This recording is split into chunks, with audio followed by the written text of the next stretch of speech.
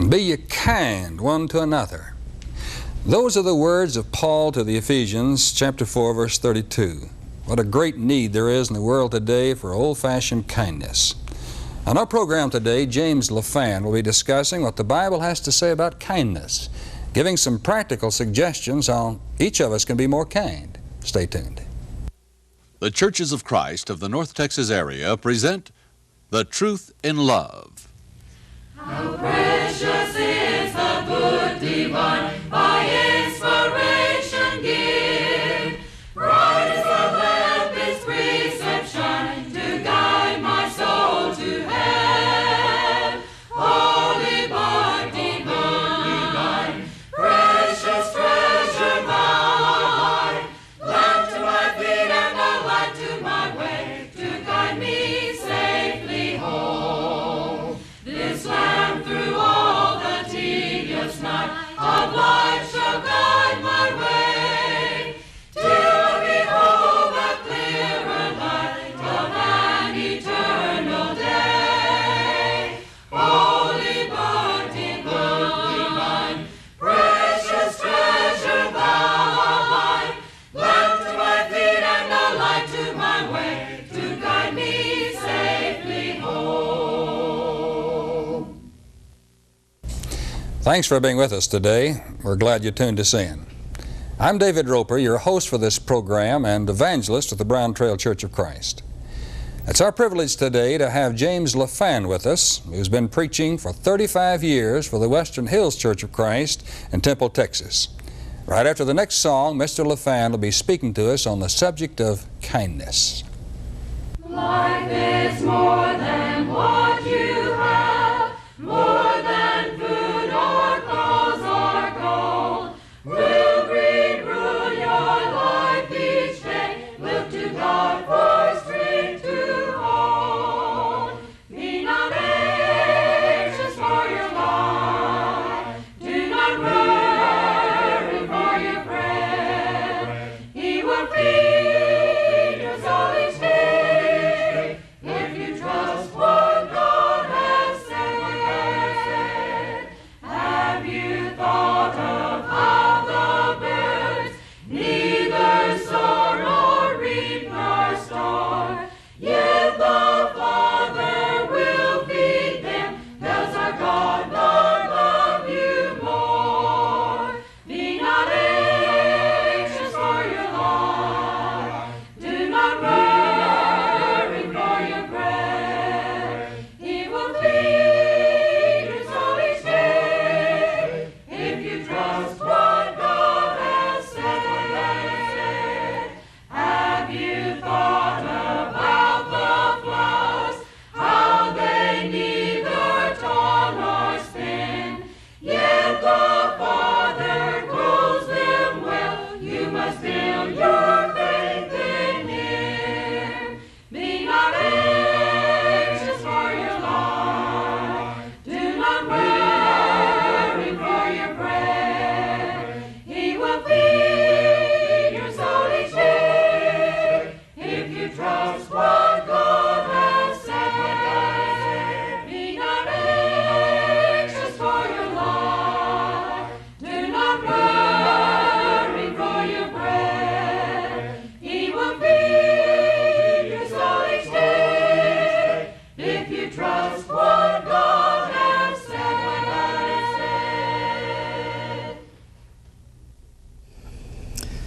There's a little passage in Ephesians, the 4th chapter and the 32nd verse, in which the Apostle Paul, an inspired man, and the great intellectual, incidentally, of the first century, gives us the key to successful human relations. Now, all of us want to know how to get along with one another better. Listen to what Paul has to say. Be ye kind one to another, tender-hearted, forgiving one another, even as God, through Christ, has forgiven us. There's the key. If we could just learn to practice common, everyday kindness, my, what a difference it would make in our relationships with one another. If in the family the husband could learn to be kind to his wife, and the wife to her husband, the parents to children, and children to their parents, how it could change the face of that relationship. The German philosopher said that kindness is the golden chain that binds society together. Let me ask you a question. Are you a kind, thoughtful, considerate person? I've asked that question to hundreds of people, thousands of people. I've never had anyone to say, no, I'm not. I'm really not very kind. I'm pretty self-centered. I'm selfish. I like my own way. If I don't get it, you'll know about it. No, everybody likes to think that he's basically a kind person, that he's thoughtful of other people. We know that's the ideal, but sometimes we carry one image in our mind of the kind of person we are, while the reality is something else altogether. Did you ever listen to yourself on a tape recorder? What did you say when they played it back to you? That doesn't sound like me, and it doesn't. You see, you carry one image in your mind of how you sound, while the reality is something else. I remember a few years ago we made a picture directory at the church where I am. We agreed that we would take pictures till the people were satisfied with them. That was a mistake, and an expensive one, incidentally. We had a lot of people that had a lot of pictures made. But I never will forget, one Sunday afternoon, I was studying in my office, and they were taking pictures right across the hall from me. And this lady came in. She had had 4 pictures made already. She was a little bit embarrassed. You know, you're on edge when you're a bit embarrassed. So she came in and said, I really hated to come back again, but I'm just not pleased. Well, he said, sit down. We can get a good picture. They were taking them with a Polaroid so they could show her the picture as soon as it was finished. After he had taken the picture, she said, you know, I believe the lights are a little close. He said, okay, we'll move you back a little. Took another picture, and she said, I don't know why you can't get a decent picture. And he said, lady, this camera can't take a thing that's not there. Well, needless to say, she was carrying one image of how she looked in her mind, while the reality might have been something else. You don't look the same, incidentally, at 53 that you did at 29. So since sometimes we think of ourselves in one way while the reality is something else, I'd like to ask you a second question. Do other people think you're kind and thoughtful and considerate? Would your wife say, my husband is one of the most thoughtful and considerate men I've ever known? Would your husband say, you know, my wife is one of the sweetest tempered women, one of the most thoughtful I've ever known? What about your children? Do they think you're kind? You know the secret of kindness. It's the ability to put yourself in the place of another person, and in doing that, find opportunity to say or to do that which will make their heart warmly appreciative. That's all kindness is. What is this thing called kindness? I went to the dictionary. Mr. Webster says, kindness is the quality of being benevolently bestowed toward other people.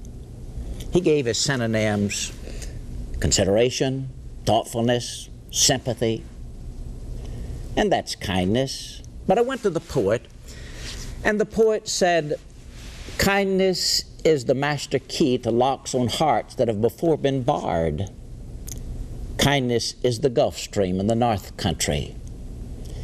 Kindness is the most precious jewel in the mine of heaven. Kindness is the chief foreman in the shop of good works. Kindness is the warm hand clasp of a friend that's just standing by. And kindness stations a sun in somebody's sky and a moon in the darkness of their midnight. And kindness has its reward both here and hereafter. I went to the Bible, and God said, love suffereth long and is kind. Kindness is one of the most beautiful qualities in the character of man. And beloved, it's the unfailing mark of a Christian. And yet there are very few of us that have this quality developed in our character as it ought to be. May I ask something of you? Will you agree right now that starting today, I'm going to make a conscious effort to be more thoughtful and considerate of other people? Will you do that? Let's begin today to try to be a kinder person. You say, well, why should I? Nobody's so nice to me. Are you going to let other people govern your character and the way you behave toward them? Are you going to act in a certain way because you believe that's the way to act? I repeat, let me suggest a few reasons why you ought to be kind. In the first place, you ought to be kind in order to be like God. The very purpose of your religion, if you have any religion, is to be brought through it to the character and the nature of God Himself. Isn't that what Jesus said? Be ye therefore perfect as your Father in heaven is perfect. Be ye pure as I am pure. God intends for us to be like Him. Now, one of the unfailing and most beautiful marks of God is His kindness. Nehemiah, the 9th chapter, and the 17th verse says, Thou art a God ready to pardon, gracious, merciful, slow to anger, and of great kindness. And the Apostle Paul in Ephesians 2:7 says that in the ages to come, He might show the exceeding riches of His grace in His kindness toward us through Jesus Christ our Lord. But you know what? If there had never been a single passage in all the Bible that spoke of God's kindness, I'd still know that God was a kind and loving Father.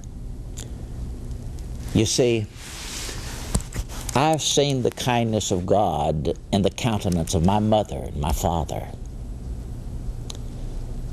I see the kindness of God in the blue sky overhead, or in the fertility of the soil, the laughter of children. I see His kindness every time I sit down to a well-filled table and eat of the fruits of it.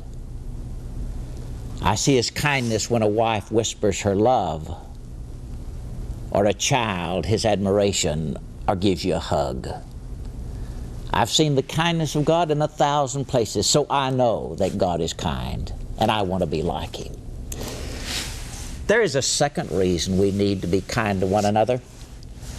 We're commanded to be. Now, if you're interested in living as the New Testament teaches, you must be interested in developing this quality in your life. God commands it. This is not an elective. This is a required course, beloved. Paul's command is, be ye kind one to another. No choice about that. We must develop this quality. When Peter talks about the Christian virtues in 2 Peter 1, verses 5 through 7, he says, add to your faith virtue, and to virtue knowledge, and to knowledge temperance, and to temperance patience, and to patience godliness, and to godliness brotherly kindness. When he talks about the fruits of the Spirit in Galatians 5:22, he lists kindness. So we must be kind because that's what God requires of us. He commands it. In the third place, I urge you to be kind in order that you can have a good influence in the lives of other people. Did you ever notice the ones that have the most influence upon your life have been those that loved you and were nice and kind and loving to you? The reason Jesus has such power in the lives of people was His thoughtful consideration. Take the woman brought to Him in the act of adultery. How does He deal with that case? Don't you know she was embarrassed? Don't you know that was a sensitive situation? And yet, how does He deal with that woman? Notice, they bring the woman in. They tell Him, this woman has been caught in the act of adultery, and the law says to stone her. What do you say? And Jesus said, let him that's without sin cast the first stone. And they went away from the oldest to the youngest. Now notice the language. Daughter, a term of affection. Daughter, did no man condemn thee? And she said, no, Lord. Now notice, neither do I. Go and sin. Yes, she has sinned. But go and sin no more. He didn't approve of the sin, but He approved of the woman, and He loved her and was gentle and kind to her. That's the reason He was so victorious in dealing with the lives of other people. You remember the old fable of the wind and the sun and the argument they got into, and the wind and the sun both said they were the more powerful, and they finally agreed that the one who could make a man walking down on the earth take off his coat, that one would be declared the victor. Well, the wind got his first opportunity. He began to blow up on the back of the man. The man just enjoyed his coat. The wind said, I'll get that coat off of you. And he began to blow harder, and the man began to button up his coat around him. And the wind blew still harder, and the man then turned up the collar and hugged his coat to him. The wind wasn't about to get that coat off. Then the sun sent his warm, healing rays down upon the back of the man. The man began to relax. The sun grew still warmer, and after a while, the warmth of the sun caused the coat to come off. There's a great lesson in that fable. You can be absolutely certain that harshness and severity will seldom ever get good results in the lives of other people. But love and warmth and kindness will. They win. That's the reason you need to become kind. And in the fourth place, I urge you to be kind in order that you might experience kindness back in your own life. There's a great principle. Paul states it in Galatians 6 and 7 that says, whatsoever a man sows, that shall he also reap. Now you sow kindness in the lives of people, and you'll reap kindness. That's just a principle. It always works. It'll happen in your life. Now, I don't mean that you can selfishly go out and say, I'm going to do a little something for somebody else so they can do something real nice for me. I believe it was Seneca, the Roman philosopher, that said, there's no grace in a benefit that sticks to the finger. But when out of a great, big, benevolent heart, you do that which is kind and loving and thoughtful of others, my friend, it'll come back into your heart and life. It may come back long after you've forgotten about it, but it will come back. Several years ago, I read a delightful little book by David Nunn called Try Giving Yourself Away. Nunn tells about riding the Century from Chicago to New York. They served him in the diner that night onion soup, and he loved onion soup better than anything in the world, and this was the best he had ever eaten. So after he had finished his meal, he wrote a little note and gave it to the waiter and asked him to take it back to the chef and tell him how much he had enjoyed that soup. Now, normally when I eat in a diner and get my bill, I just look and say, my, that's high. But this man thought enough to send back a note and say, you did a great job. I enjoyed it. Now, a little while later, he said, I was sitting eating my dessert. Just happened to be looking around over the dining room, and suddenly it dawned on me, I was the only one that had strawberries on his ice cream. That waiter appreciated that compliment and that kindness. He also tells about a time when he received a special delivery letter that was delivered to his office, but his office was closed and they brought it out to his house. Well, he appreciated that so much, he wrote a note to the post office and thanked them and commended the carrier. He said about a year later, I needed a post office box for a new business that I was opening, and I went to apply for it, and they said, well, we're sorry, but they're about 70 ahead of you. Said the postmaster happened to hear my name, and he said, wait a minute, are you that fellow that wrote us a letter about a year ago commending us? He said, well, yes, sir, I did. He said, well, we got a lot of letters, but not many of them commend us. And I want you to know you'll have a post office box if I have to make it. You see, kindnesses have a way of coming back to us. So the next time you have a warm impulse to do something nice and thoughtful and kind for another person, act on that impulse. Don't put it off. If you put it off, the opportune time passes. No, recently, and speaking along these lines, a lady told me there is never an inopportune time to do a kindness, and I think that's right. But maybe the most favorable, fortuitous time passes. So you act on that impulse and show that kindness at the time you feel a desire to do so. I remember several years ago I read a fine article by a friend of mine in a magazine, and it was really a blessing to me. I intended to write him a note, but somehow never got around to it. Later I saw him and said, you know, that article was great. I know you got a wonderful response from it. He said, you know how many I heard from? No, not a one. Not a one. Now, isn't that sad?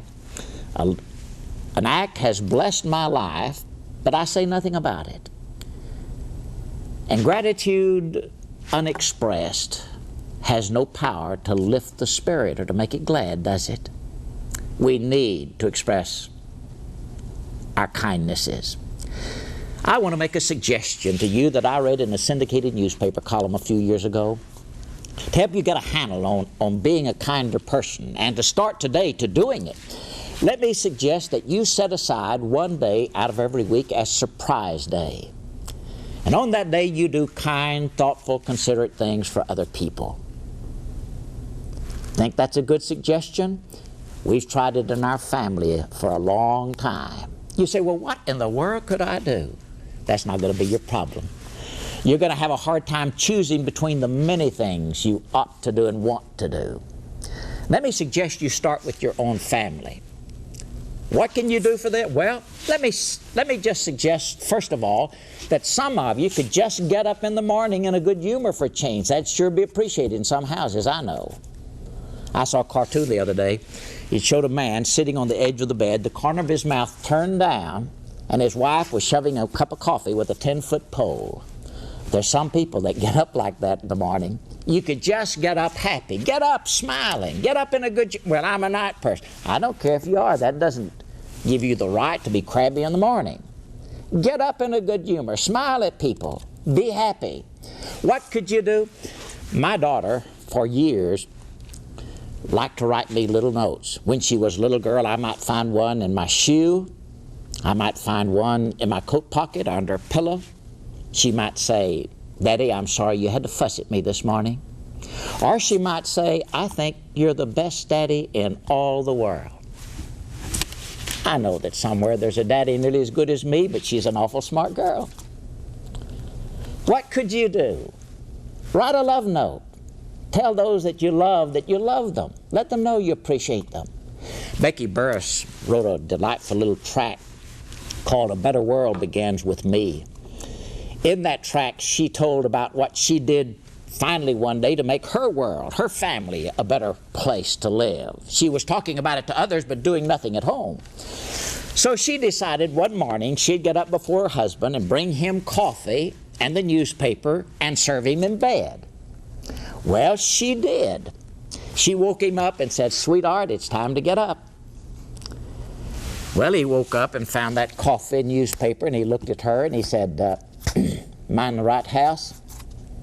She said, now, honey, what do you want for breakfast? He said, Becky, what in the world are you up to? I noticed something. He didn't particularly enjoy the coffee in bed, but he did like to be fussed over. He liked for his wife to show that she loved him. Isn't that what the New Testament teaches? Wives, love your husband. And I wondered why I had neglected these little expressions of endearment, these little thoughtful gestures. What could you do? My, so many things that you can do to show your kindness and your love and appreciation for others. Children, well, you can practice your piano lessons without being told, or wash the car, or mow the lawn. Husbands, you can take out the trash or help dry the dishes. There are 1,000 little things you can do on any given day to show your companion and those in your home that you love them.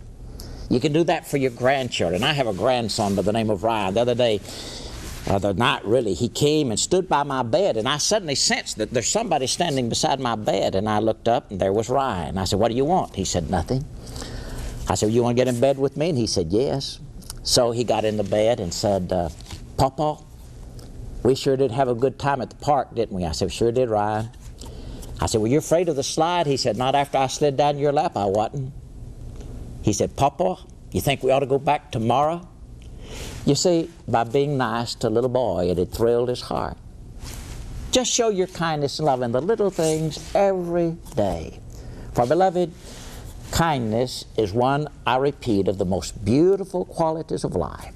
It can tear down walls of prejudice. It can stop a quarrel before it begins. It can mend a wounded relationship. It can make friendships. It can go even where truth cannot enter. Every living thing understands the language of kindness. It comes into our life like the warm spring day, driving out the storm clouds of doubt and fear and depression. There is not any living thing, not even an animal, not even a bulb, that will not yield its greatest beauties to this thing called kindness. That's the reason, beloved, that I want to urge you in the most earnest way I know how, that you be kind to one another, and especially those in your own family. May God bless you.